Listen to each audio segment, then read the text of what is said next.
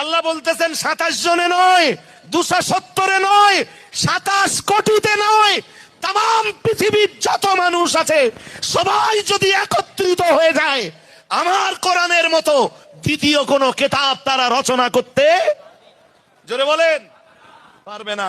লা ইয়াতুনা বিমিথলিহি ওয়ালাউ কানা বাদুহুম লিবাদিন যাহিরা, যদিও তারা একজন আরেকজনকে সহায়তা করে।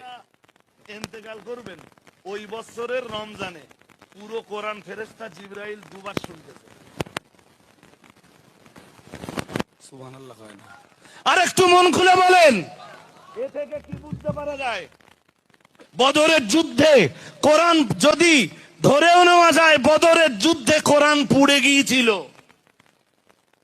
কোরআন আমাদের রাসূলের সিনায় ছিল না। বদরের যুদ্ধের পরেও আমাদের নবী তো হায়াতে জিন্দেগিতে 9 বছর 27 জনে মিলে কোরআনকে বিকৃত করলো, অন্য কোরআন লিখলো, আর এই 9 বছরে রাসূলুল্লাহ তার কোনো প্রতিবাদ করলেন না।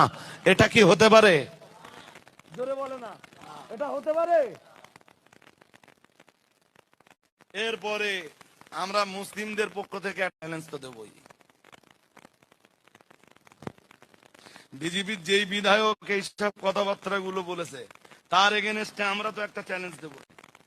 আমি এখনো পর্যন্ত কোনো ব্যাড কমেন্টস করিনি, তো বাজে মন্তব্য করিনি, তো কোনো মজলিসেই করিনি, আর ওটা আমার অভ্যাসের পরিপন্থী।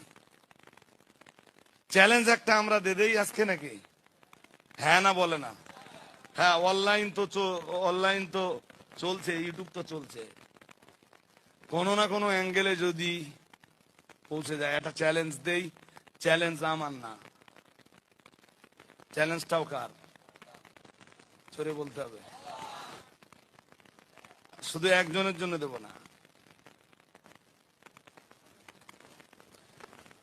অল ওয়ার্ল্ডের মানুষের জন্য এই চ্যালেঞ্জটা ছড়িয়ে দিচ্ছি। যারা কোরআন বিদ্বেষী, যারা কোরআনকে বিশ্বাস করে না, আমার দিকে মন দেন। কয় পারা বলেছি? 15 পারা।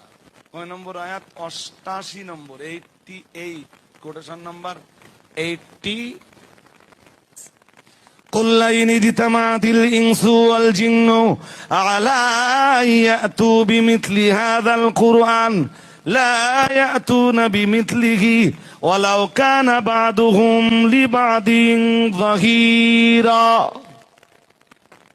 মহান আল্লাহ জানিয়েছেন, লাইন ইজতামাআতিল ইনসু ওয়াল জিন্নু, মহান আল্লাহ জানিয়েছেন তামাম দুনিয়ার মানুষ যদি একত্রিত হয়ে যায়,